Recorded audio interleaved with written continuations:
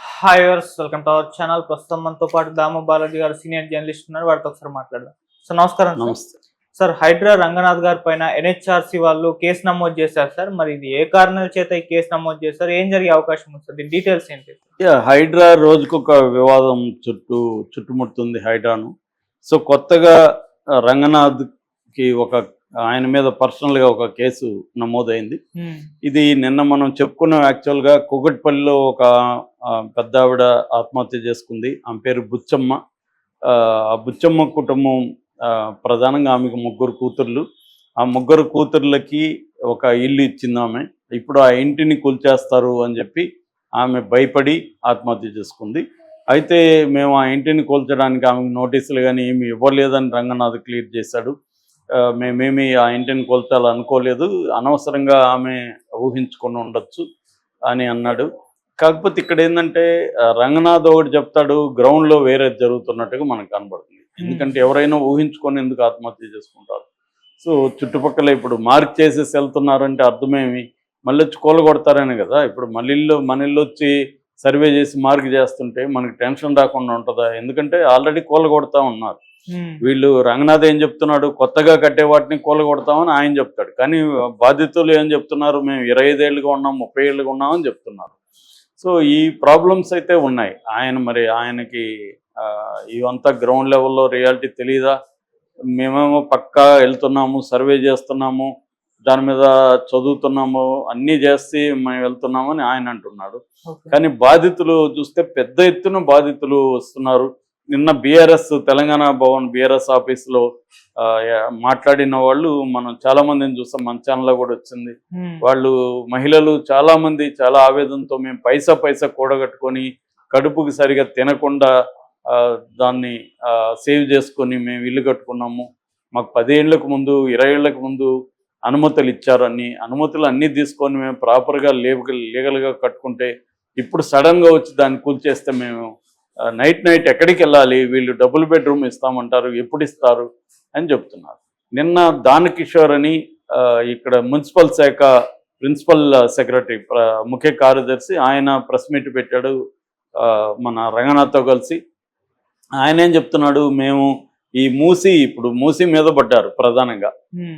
Musi river front సంబంధించి aerial survey చేసాము. అందులో 10,660 ఇళ్ళు బఫర్ జోన్లో ఉన్నాయి. అంటే వీళ్ళు కూలగొట్టాల్సింది 10,660 ఇళ్ళు. సో ఈ కూలగొట్టడానికి మేము ప్లాన్ చేస్తున్నాము. బట్ మేమేమి అన్యాయంగా కూలగొట్టము, వీళ్ళ అందరికీ ఇళ్ళు ఇస్తాము, డబుల్ బెడ్రూమ్ ఇల్లు. ఇప్పటికే 50 ఫ్యామిలీలను ఒప్పించి వాళ్ళకి ఇల్లు ఇచ్చి దూరంగా 14 ప్లేసుల్లో మేము ఇళ్ళు ఇస్తున్నాము. వీళ్ళని 14 ప్లేసుల్లోకి పంపిస్తాము. అయితే ఇళ్ళు సరిపోవట్లేదు. మాకు మామూలుగా అయితే 10,000 ఇళ్ళు కావాలి, కానీ 4-5 వేల ఇళ్ళే ఉన్నాయి. మేము 15,000 ఇళ్ళకి గవర్నమెంట్ని అడుగుతున్నాం 700 కోట్లు ఇమ్మని. సో అది ఇస్తే మిగతా ఇళ్ళు కూడా మేము కంప్లీట్ చేస్తామన్నాడు. ఈ ప్రాసెస్ ముందుగా మీరు ఇల్లు ప్రాసెస్ కంప్లీట్ చేసి ప్రజల్లో చైతన్యం తీసుకొచ్చి ప్రజల్ని కన్విన్స్ చేసి తర్వాత వాళ్ళ ఇల్లు సర్వేలు మార్కింగ్లు చేస్తే సరిపోయేది. కానీ వీళ్ళు అవేవి చేయకుండా హఠాత్తుగా వెళ్ళి సర్వేలు మార్కింగ్ చేస్తే అందరూ భయభ్రాంతానికి గురవుతున్నారు. వాళ్ళలో కొంతమంది ఇలాగ బుచ్చమ్మలు లాంటి వాళ్ళు, ఎందుకంటే వాళ్ళ జీవితం అంతా ఒక ఇల్లు కట్టుకోవడం అనేది వాళ్ళ డ్రీమ్ ఉంటుంది, జీవితం కలది. అటువంటి దాన్ని చేసుకొని ఇప్పుడు ఆ ఇంట్లో ఉంటే ఎక్కడో చిన్న పనులు చేసుకున్న బతికేస్తాము. ఎందుకంటే మనకు తెలుసు సిటీస్లో ఇల్లు అనేది మేజర్ ఇన్కమ్, ఇంటికి వెళ్ళిపోతుంది. కాబట్టి అందరికి కూడా ఇదే గోల్ ఉంటుంది, ఇల్లు కట్టుకోవడం, సొంత ఒక ఇల్లు కొనుక్కోవడం అనేది గోల్ ఉంటుంది. సో ఈ గోల్లో వాళ్ళు సెటిల్ అయి ఉంటారు. రెండవది, వాళ్ళ ఎక్కడైతే ఇండ్లు ఉంటారో ఆ చుట్టుపక్కలలోనే వాళ్ళు పనులు చేస్తుంటారు. ఒక డ్రైవర్ కావచ్చు, ఒక ప్లంబర్ కావచ్చు, ఇంకొక చిన్న పనులు చేసుకునే మగవాళ్ళు ఆ చుట్టుపక్కలనే వాళ్ళ ఖాతాలు ఉంటాయి. చిన్న స్కూటరు లేకపోతే మొపెడ్ లాంటిది పెట్టుకొని ఆ చుట్టుపక్కల తిరుగుతూ ఉంటారు. అట్లాగే ఆడవాళ్ళు ఆ చుట్టుపక్కలనే ఇళ్లలో పని చేసుకోవడం, ఇంకోటి చేసుకుంటారు. ఈ లైవ్లీహుడ్ అంతా వీళ్ళని డిస్ప్లేస్ చేయడం ద్వారా వీళ్ళు డబుల్ బెడ్రూమ్ ఇచ్చే ఏరియాల్లో వీళ్ళకి అవన్నీ ఉండాలి, లైవ్లీహుడ్ ఫెసిలిటీస్ ఉన్నాయి. మరి అవి వీళ్ళు కల్పిస్తారా? అది కూడా కల్పిస్తామని అంటున్నారు. మరి ఆ వైపుగా ఏం చేస్తున్నారు? ఇది ఒక ప్రశ్న. రెండో ప్రశ్న, వీళ్ళు ఫస్ట్ చెప్పింది ఏంది, రేవంత్ రెడ్డి అనేక సార్లు చెప్పింది ఏంటి, మేము అతిపెద్ద పెద్ద డబ్బున్న వాళ్ళు ఆక్యుపై చేసుకున్నారు, మనం తెలుసో తెలియక అనేక పాపాలు చేస్తుంటాం, దాన్ని కడుక్కోవడానికి నేను ఇలాంటివి చేస్తున్నాను, సో ముందు పెద్దవాళ్ళవి కూలగొడతాము అని చెప్పారు. సో దానికి అనుగుణంగానే ఎన్ కన్వెన్షన్ కూలగొట్టారు, కొంత పల్లం రాజు వాళ్ళ బ్రదర్ ఆనందరాజు కొట్టారు, ప్రో కబడ్డీ వాళ్ళది కొట్టారు, కొన్ని రకాల విల్లాలు కూలగొట్టారు. ఆ తర్వాత వాటి జోలికి వెళ్ళలేదు, ఎక్కడ పెద్దవి కూలగొట్టినట్టుగా మనకు తెలియదు. ఏ పార్టీలకు సంబంధించి పెద్దవాళ్ళ జోలికి వెళ్ళలేదు.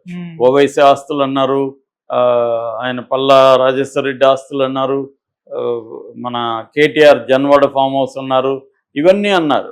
ఇప్పుడేమో నిన్న కూడా జన్వాడ ఫామ్ హౌస్ని మేము కోల్చమని రంగనాథ్ స్టేట్మెంట్ ఇచ్చాడు. అది ఎందుకంటే 110 జీవో కింద ఉంది, దానికి మా పరిధిలో లేదని అన్నాడు.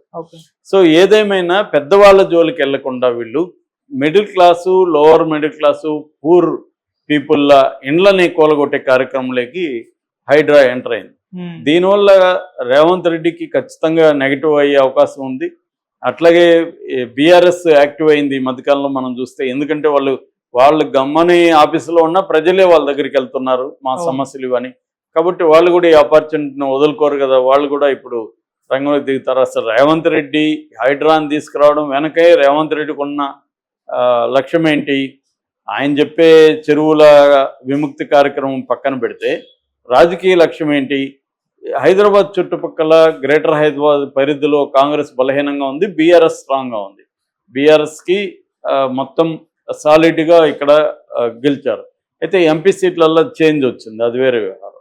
సో దీన్ని మార్చాలంటే రేవంత్ రెడ్డి హైదరాబాద్ చుట్టుపక్కల మనం ప్రజల్లోకి వెళ్ళాలంటే, ప్రజల్లో మంచి పేరు తెచ్చుకోవాలంటే ఈ చెరువులను కానీ విముక్తి చేస్తే, ఎందుకంటే వరదలతో సఫర్ కానీ ప్రజలు లేరు హైదరాబాద్లో. ప్రతి ఏరియా కొద్దిగా వర్షం పడినా కూడా మునిగిపోతుంది.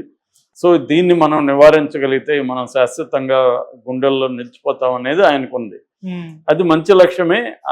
అది రాజకీయంగా ఆయనకు ఉన్నప్పటికీ కూడా ప్రజలు ఖచ్చితంగా హైడ్రా వల్ల మంచి లక్ష్యమే. ఇప్పుడు నిన్న దానకిషోర్ చెప్పినట్టుగా ఓఆర్ఆర్ పరిధిలో 560 చెరువులు ఉంటే 503 చెరువులు ఆక్యుపేషన్ గురైనాయి. బఫర్ జోన్లలో ఫుల్ ట్యాంక్ లెవెల్ ఎఫ్ఎల్టీ దీంట్లో ఉన్నాయి, వాటిని మేము ముక్తి చేస్తామని చెప్తున్నాడు. అట్లాగే ఓఆర్ఆర్ బయట 2693 చెరువులు ఉంటే 2052 చెరువులు ఆక్రమణలకు గురైనాయి అనేది కూడా దానకిషోర్ చెప్పాను నిన్న.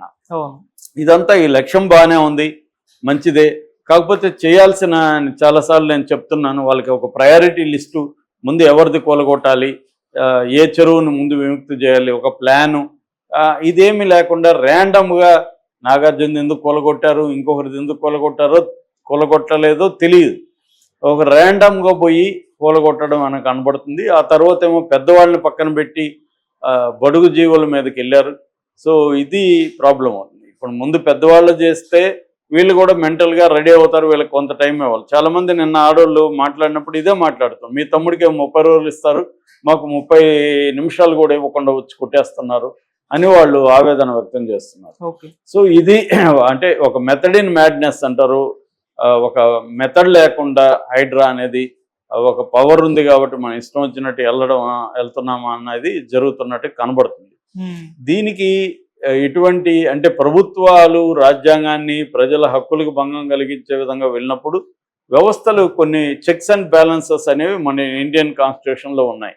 సో కోర్టులు కావచ్చు, ఎన్హెచ్ఆర్సి అంటే నేషనల్ హ్యూమన్ రైట్స్ కమిషన్ కావచ్చు, ఇలాంటివి ఉన్నాయి. ఇప్పుడు ఈ బుచ్చమ్మ ఫ్యామిలీ ఆత్మహత్య చేసుకున్న ఫ్యామిలీ ఎన్హెచ్ఆర్సికి కంప్లైంట్ చేశారు. ఎన్హెచ్ఆర్సి ఆ కంప్లైంట్ని స్వీకరించి విచారణకు సిద్ధమైంది. ఇప్పుడు ఈయన్ని విచారణకు నోటీసులు ఇచ్చారు. ఆల్రెడీ హైకోర్టు కూడా ఈయన్ని వ్యక్తిగతంగా హాజరుగమ్మని రంగనాథ్కి నోటీసులు ఇచ్చారు.